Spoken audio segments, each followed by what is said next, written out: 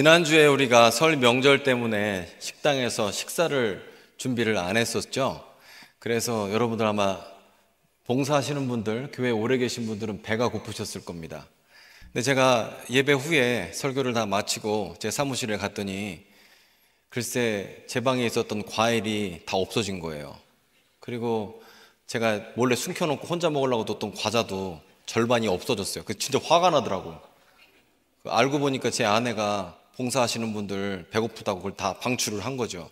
그래서 아니 뭐 제가 쪼잔한 목사는 아닙니다. 근데 아니 인심을 쓰려면 지 걸로 인심을 왜 쓰지 왜 내 걸로 인심을 쓰냐고. 남의 걸로 남들을 나눠주면서 여러분들 아마 봉사하시는 분들은 지난주에 그거 까먹으면서 재미는 있을지 모르겠는데 저는 막 화가 막 그렇게 나더라고. 그래서 왜 내가 숨겨놓은 거 먹냐고 진짜 진심 화가 났어요. 그래서 막 뭐라고 했죠. 그런데 그 월요일 날 저희가 이제 추석이라고 다 모여서 식사를 했습니다. 원로 목사님 댁에 모여서 식사를 했는데 저희는 그 이제 명절 때가 되면 예배를 드려요. 식구들이 모여서 예배를 하는데 그때 원로 목사님이 이제 말씀 선포를 뭘 하셨냐면 황금률 대접받고 싶은 대로 대접하라 이 본문으로 설교를 하셨어요. 그리고 설교를 끝나고 축도를 끝나자마자 우리 큰딸이 하는 말이 아빠 말씀 잘 들었어? 대접받고 싶은 대로 대접하라고 하잖아. 근데 그 얘기를 들으니까 또 화가 나. 야, 그 얘기를 너한테 적용해야지 나한테 적용하면 어떡해. 제가 진짜 이렇게 화를 냈거든요. 사실 그래요, 여러분. 우리는 듣고 싶지 않은 얘기는 누구한테 적용합니까? 옆 사람. 우리 마누라 들어라, 남편 들어라, 애들 들어라. 그리고 꼭 자기한테 적용하지는 않아요. 그리고 형통해라 복받아라 그러면 아멘이 좀 나왔으면 좋겠지만 형통해라 복받아라 뭐 이러면 뭐라 그래 부자 되라 그러면 나한테 적용한단 말이야. 근데 죄송합니다. 오늘 말씀은 남에게 적용할 수 없어요. 여러분에게 적용하셔야 됩니다. 근데 은혜 받기 어렵습니다. 미리 말씀을 드리면 1부 때도 은혜 받는 사람이 없고 1부 때는 조금 더 좀 세게 얘기했더니 얼굴 표정이 탁 어두우셔서 2부 때는 조금 수위 조절을 했는데 그래도 표정이 좋지 않았습니다. 은혜 받으면 이상한 분이실 수도 있어요. 자, 어쨌건 제가 지난 시간에 우리 지난주에 예배를 드리면서 이런 질문을 중간에 드렸었죠. 부자가 의롭냐, 가난한 사람이 의롭냐, 어떤 사람이 의롭냐라고 말씀을 드렸더니 어떤 분이 저는 사실 둘 다 죄인입니다 이렇게 얘기하실 줄 알았는데 누가 죄가 많냐라는 질문에 대해서 어떤 분이 부자가 죄가 많습니다 라고 말씀을 하셨어요. 그러면서 그 말이 주중에 계속 제 머릿속에 납덩이처럼 있었습니다. 하지만 그 말씀을 제가 해명을 할 수는 없고 그런데 오늘 본문을 보면서 저 혼자 이렇게 질문을 해봤습니다. 부자가 악하고 권력 있는 사람은 악하고 그리고 그러면 권력 없는 사람은 선하고 가난한 사람은 선한 것인가? 사실 그거는 아니잖아요. 권력 있는 사람, 권력 잡은 사람은 악합니까? 권력이 없으면 선한 거예요? 그거는 상관없는 명제잖아요. 그리고 실제로 많은 국가들, 예를 들어서 북한이나 중국이나 러시아나 이 공산주의 혁명이 있었던 나라 같은 경우에는 권력자들을 다 숙청한 이후에 노동자 계층이 권력을 잡고 더 이상한 정치를 했거든요. 그렇기 때문에 노동자는 선하다, 가난하면 선하다, 부자는 악하고, 근데 나는 예외고, 나는 부자 돼도 괜찮고, 나는 부자 되어야 되고, 이거는 아니라는 거예요. 왜냐하면 성경은 누구보다 내가 선하다, 누구보다 제가 약하다 이게 문제가 아니라 내 앞에서 쟤는 선하냐 악하냐가 문제가 아니라 우리는 하나님 앞에서 선하냐 악하냐를 얘기하는 게 하나님 말씀이거든요. 그런데 우리는 하나님 앞에 있는 내 모습은 안 보고 내 앞에 있는 사람을 보면서 쟤는 예배 안 드리니까 나보다 못하네, 나는 11조도 하고 기도도 하니까 새벽 예배도 나오니까 나는 딴 사람보다 낫네, 그러니까 내 말이 맞아, 내가 의로워, 그리고 자신이 재판관이 되고 자신이 심판자가 된다는 거예요. 그렇게 하면 안 된다라는 겁니다. 자, 오늘 말씀을 보면 이렇게 얘기합니다. 마음이 청결한 자. 마음이 청결하려면 어떻게 해야 될까요? 수세미로 빡빡 닦으면 마음이 청결해집니까? 그렇지 않잖아요. 마음이 청결해지고 우리가 의롭게 되는 방법은 한 가지 방법밖에 없습니다. 그것은 예수 그리스도의 십자가 앞에 나가서 예수의 보혈로밖에 방법이 없는 겁니다. 아멘? 우리는 예수 말고 방법이 없어서 예수님 앞에 나아가는 거예요. 그래서 기독교를 독선적이고 배타적이라고 하는 이유는 예수님밖에 우리의 죄 문제, 우리가 깨끗함 받는 방법이 없기 때문입니다. 다른 방법은 없어요. 오직 예수입니다. 자, 그래서 마음이 청결해지는 것은 예수 보혈의 공로다 이거예요. 다른 방법이 없습니다. 자, 그런데 안타깝게도 이 누가 청결해지느냐, 누가 예수 앞에 나가느냐, 누가 예수님의 보혈 앞에 덮이느냐, 이거는요, 내가 죄인이라고 믿는 사람이 나가는데, 여러분이 만약에 죄인이라고 믿지 않으시면 예수님 보혈 앞에 안 나간다고요. 내가 죄보다 의로운데 왜 예수 보혈 앞에 나갑니까? 안 나가지. 그럼 마음이 청결해질 리는 없죠. 그런데 이게 되게 위험해요. 실제로 나는 죄보다 의롭다, 나는 죄보다 선하다라는 생각 되게 위험합니다. 오늘 제가 설교 준비를 하면서 자, 오늘 설교는 민주당 지지자들이 얼마나 싫어할까, 또 한편으로 얼마나 국민의힘 지지자들이 싫어할까, 중간중간에 또 여러 가지가 섞여 있거든요. 그러나 여러분, 저는요 정치인 안 믿어요. 왜냐? 저는 일단 사람은 안 믿고 정치인을 어떻게 믿습니까? 우리 예수 믿어야지 무슨 정치인을 믿어요? 예수 믿으세요. 예수 믿어. 민주당 국민의힘 쫓아다니지 말고 예수를 믿으라니까. 우리는 믿을 건 예수밖에 없어요. 그래서 중간중간에 여러분의 정치 성향과 색깔이 다른 얘기를 제가 하더라도 그러려니 하시고, 어차피 한 귀로 듣고 한 귀로 흘리잖아요. 그렇죠? 예? 그러니까 내 정치 성향과 다른 얘기가 와 있다, 그래도 너무 거리끼지 마시고, 여러분, 우리가요 내가 저 사람보다 의롭고 저 사람보다 선하다는 생각이 이게 위험한 게요, 이거는 정말 위험한 게 역사적으로도 많아요. 예를 들어서 프랑스의 종교개혁 당시에 개신교들을 위그노라고 불렀습니다. 이 사람들은 프랑스라는 카톨릭 국가에 있지만 종교개혁을 받아들였어요. 그런데 낭트 칙령을 통해서 이 사람들에게 종교 자유, 개신교들에게 자유를 줬습니다. 그런데 나중에 태양왕 루이 14세가 새로운 칙령을 발표했는데 퐁텐블루 칙령을 발표를 합니다. 그러면서 예수 믿고 개신교도인 사람들은 틀렸다, 카톨릭만 맞고 개신교는 틀렸다, 개신교는 그 모든 권한을 박탈하겠다고 하면서 개신교 학교, 개신교 교회, 그리고 개신교 목회자들은 다 내쫓았습니다. 그리고 강제로 카톨릭으로 개종을 시켰어요. 왜냐? 카톨릭은 맞고 개신교는 틀렸다 이거예요. 종교개혁자들은 틀렸다라는 겁니다. 그리고 해외로 몰래 도망가다 걸리면 평생 남자들은 노젓는 노예로 만들었고 여자들은 노비로 만들었어요. 종신형에 처하는. 그러면서 프랑스에서 약 최소 20만 명, 많게는 80만 명까지 몰래 도망갔습니다.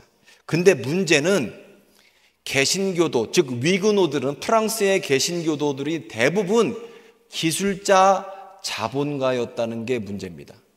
이 사람들은 카톨릭을 믿지는 않고 종교개혁을 받아들였는데 대부분 기술자였다는 거예요. 그래서 이 사람들이 빠져나가면서 견직물 하는 사람, 이 직물 그 옷감 만드는 사람들은 프랑스로 대거 이주해서 나중에 프랑스가 굉장히 이쪽으로 발전하게 되고, 여러분 시차고 있는 롤렉스니 스와치니 하고 있는 여러 가지 스위스 시계 있죠?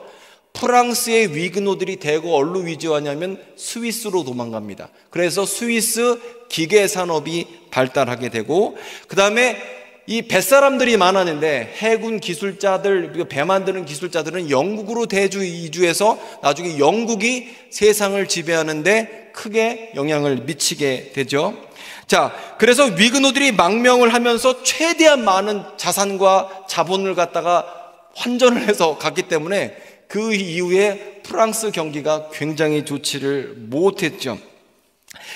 여러분, 이게 왜 그러냐면 카톨릭은 정답이고 개신교는 오답이라는 거예요. 그래서 이쪽을 일방적으로 나는 맞고 너는 틀려. 그러니까 없애버린 거죠. 저는 주원장이라는 사람을 굉장히 좋아하는데 명나라를 만든 사람이에요. 정말 그 농사꾼 8번째 아들에서 황제가 된 유일무이한 이런 그 개천에서 용난 사람입니다. 그런데 주원장도 처음에는 잘 먹고 잘 사는 사람을 내버려 두지 않았어요. 그랬는데 어떻게 된 줄 알아요? 나라가 성립하지 않는 거예요.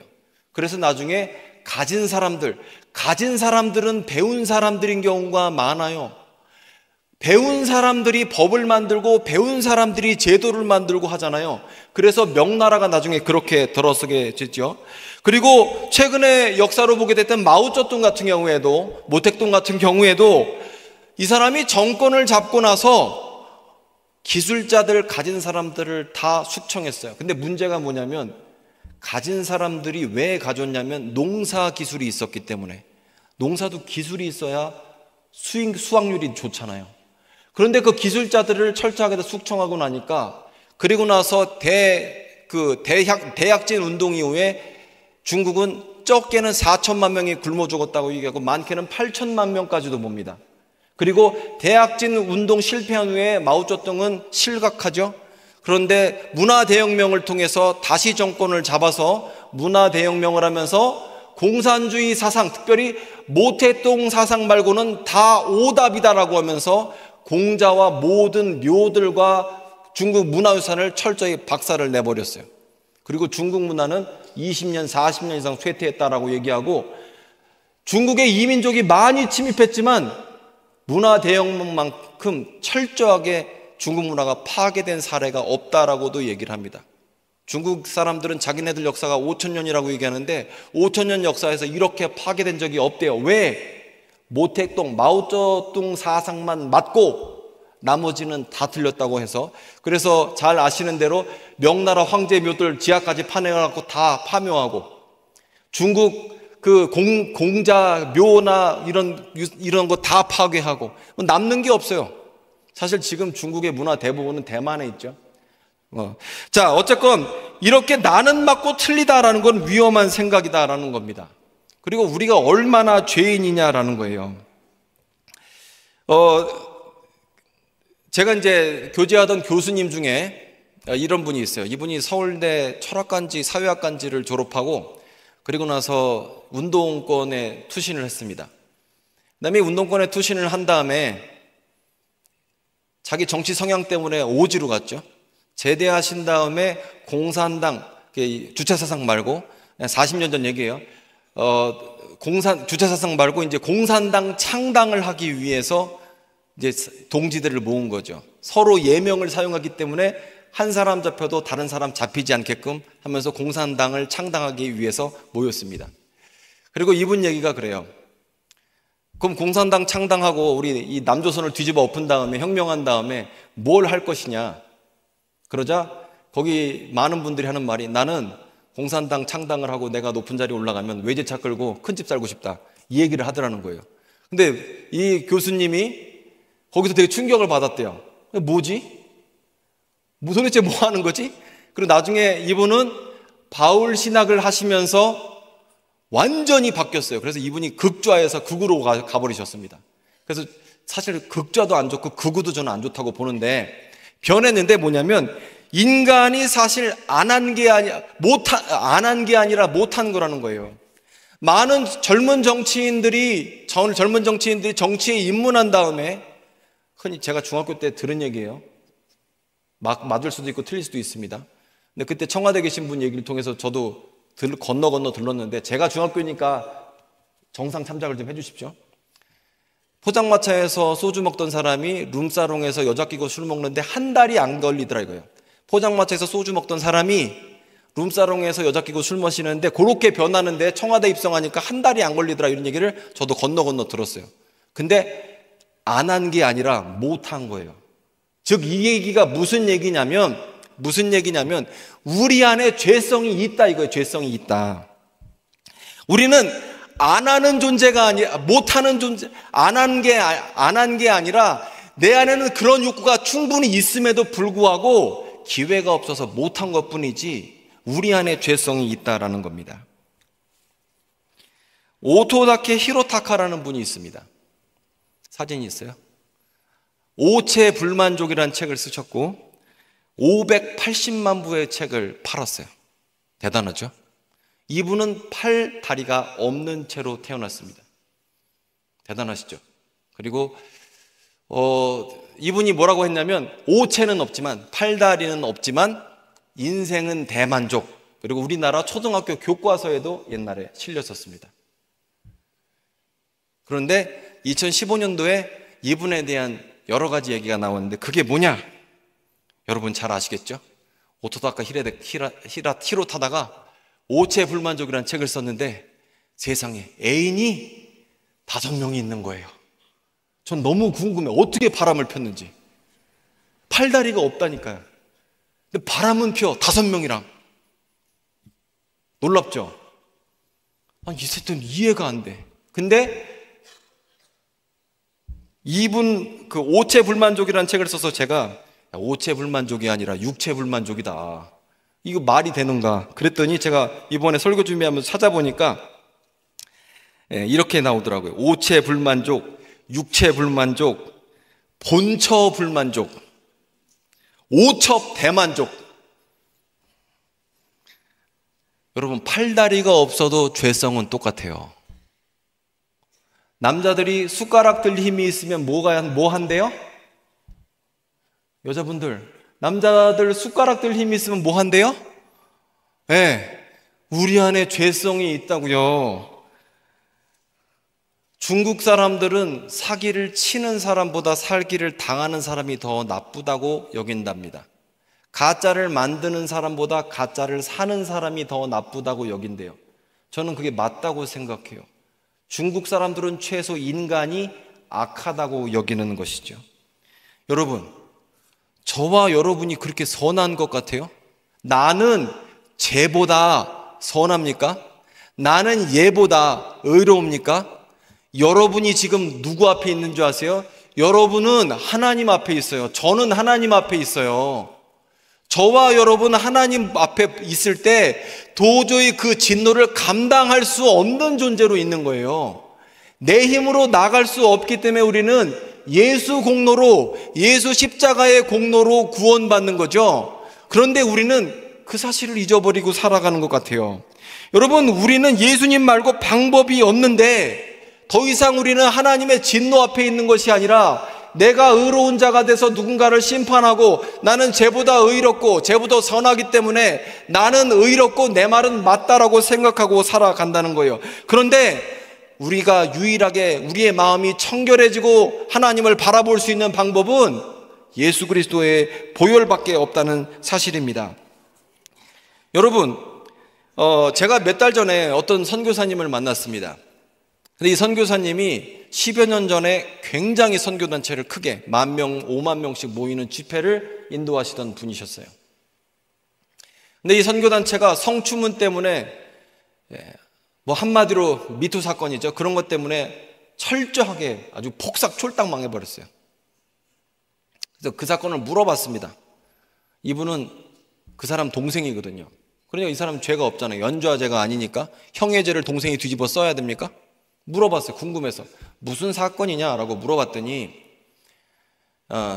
그러니까 10년 전에 10여 년쯤 전에 금요 이런 철야 기도 때 인도하시는 목사님이 그 인도하시는 선교사님이 이런 얘기를 했대요. 내가 사실 10수년 전에 내가 죄 지은 게 있다라고 하면서 자기의 죄를 고백했대요. 그러니까 그 상태에서 죄 짓는 상태가 아니었어요. 내가 10수년 전에 잘못한 게 있다. 그러니까 지금으로 따지면 20여 년 전이죠. 내가 잘못한 게 있다. 내가 이렇게 해서 잘못한 일이 있다라고 얘기를 했어요. 그리고 그 일에 대해서 내가 사죄를 했다. 내가 하나님 앞에 죄를 졌다. 이런 얘기를 했어요. 근데 그 선교사님이 자기 죄를 고백하고 있을 때 그 자리에 언론인이 있었죠. 기독교 진보 언론인. 그분이 그래? 취재를 시작한 거죠. 그리고 10수년 전에 당했던 피해자를 찾아가서 지금 너를 했던 그 가해자가 지금도 많은 여성들을 이렇게 유린하고 있다. 네가 나서라. 그렇게 얘기를 해서 그게 다시 이슈화가 되니까 과거 사건이 더 이상 과거 사건이 아니죠. 현재 사건이죠. 이제 그렇게 돼서 엉망이 된 거죠.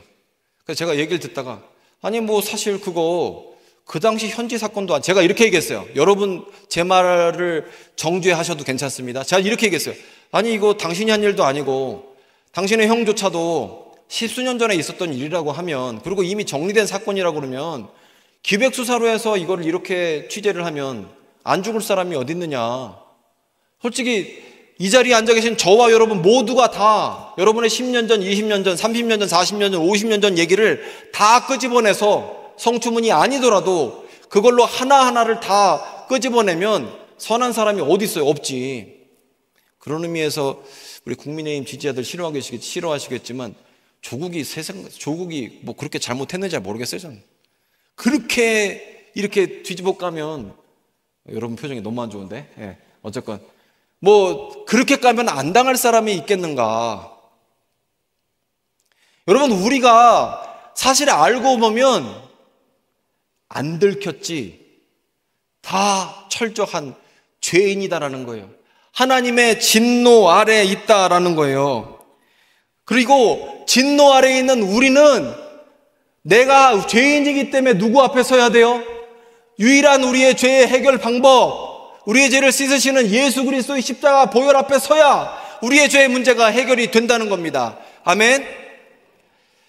제가 청년부를 담당할 때 우리 청년 중에 하나가 있었습니다.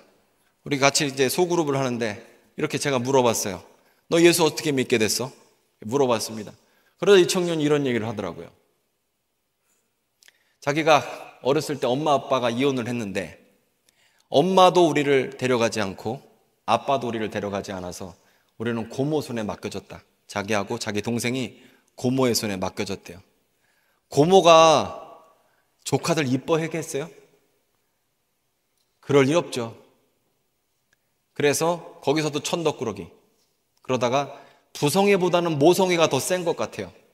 죄송합니다 아버님들, 저도 아빠예요. 그래서 엄마가 자기들을 거둬뒀습니다. 근데 여자 혼자서 애들 둘 키우는 게, 남자애 둘 키우는 게 쉽지 않잖아요. 그래서 지하실에서 살았고 굉장히 힘든 삶을 살았어요. 그리고 얘는 하루 종일 컴퓨터 앞에 앉아서 게임만 하고 그런 인생을 살았습니다. 근데 엄마가 교회를 다니셨거든요. 그래서 엄마 쫓아 교회는 어쩌다가 갔죠. 그런데 청년부 수련회를 한대요. 진짜 가고 싶지 않은데 전도사님이 전화해, 누구나가 전화해, 뭐 리더가 전화해, 계속 오라고 해서 인생의 마지막이다 싶어서 청년부 수련회를 갔습니다. 그 청년부 수련회를 가니까 뭐 그런 마음으로 왔는데 은혜를 받았겠어요? 은혜는 하나도 못 받죠. 근데 청년부 수련회를 가면서 가방에다가 몰래 혼자 먹으려고 과자를 이렇게 하나 넣어놨습니다. 집회를 끝나고 자기 방에 딱 가니까 웬걸 이상한 애가 와서 자기 가방을 열더니 과자를 다 먹고 있는 거예요. 뭐 화가 나잖아요. 생각해 보세요. 저도 과자 뺏기니까 기분이 별로 좋지 않았거든요. 저 심하게 공감합니다. 아니 내가 언제 먹으려고, 혼자 먹으려고 과자 뒀는데 누가 먹고 있어. 근데 다시 안 본다고 생각하고 내가 교회 다시 안 온다고 생각하니까 화는 그렇게 나지 않더래요. 그리고 나서 또 집회를, 그 다음 날인가 언젠가 집회를 하게 됐는데 하얀색 종이를 주면서 거기다 자기 죄를 쓰라고 하는 겁니다. 그래서 이 친구가 내가 죄가 어딨냐, 난 피해자인데, 나는 손해만 보고 피해자인데 약자인데 무슨 죄가 있냐라고 하다가 그래도 죄가 생각나는 게 있더래요. 죄를 하나씩 쓰기 시작했어요. 그리고 A4지 5장인지 4장을 썼습니다. 앞뒤로 빽빽하게. 죄가 그렇게 많은지 몰랐대요. 그리고 옛날에 우리 그런 거 많이 했잖아요. 몇십 년 전에 십자가에다가, 나무 십자가에다가 자기 죄 이렇게 써갖고 못 박아서 붙여놓고 난 불태우고 그러면서 너희 죄가 다 용서받았다, 그런 거 해보시지 않았어요? 그렇게 했대요. 근데 그러면서 자기 죄를 고백하면서 예수님을 만났는데 철저하게 만난 거예요. 예수님을 만나고 나서 보니까 세상에 이 친구 표현이 저는 아직도 기억이 나요. 벽지 색깔이 달라졌대요.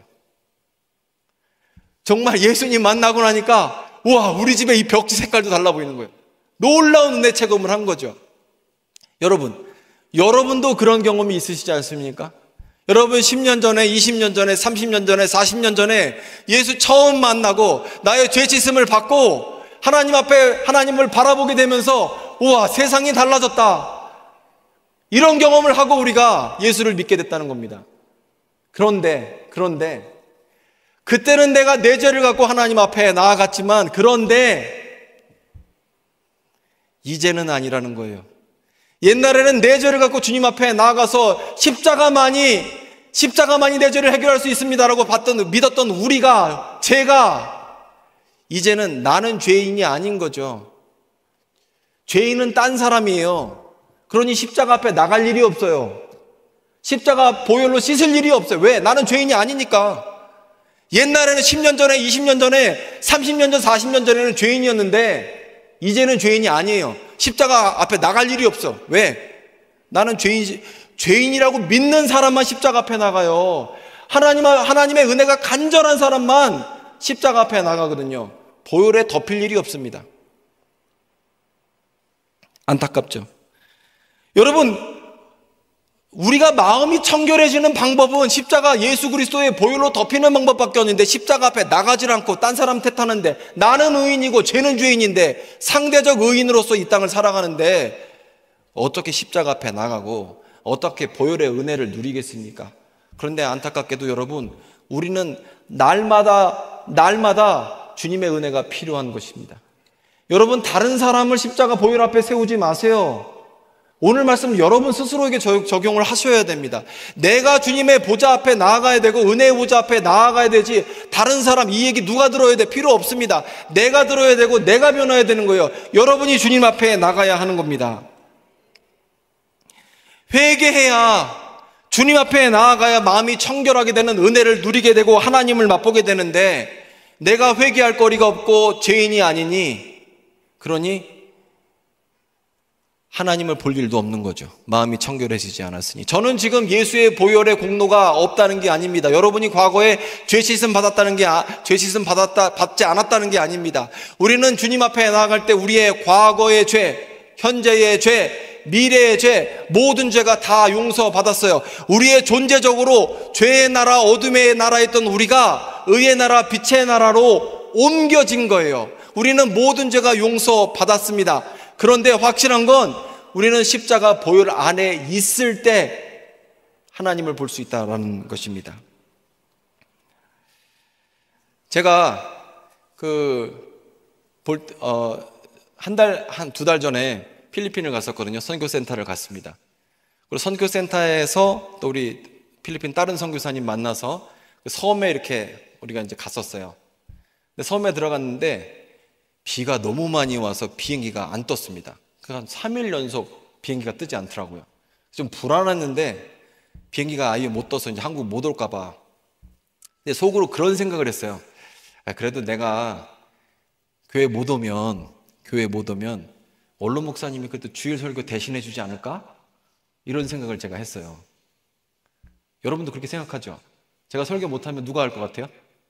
원로 목사님이 하실 것 같잖아요. 그래서 내가 비행기가 안 떠서 교회 못 오면 원로 목사님 설교하면 되겠다, 이렇게 생각하고 금요일까지 비행기 안 뜨면 원로 목사님한테 전화해야지 이러고 있었어요.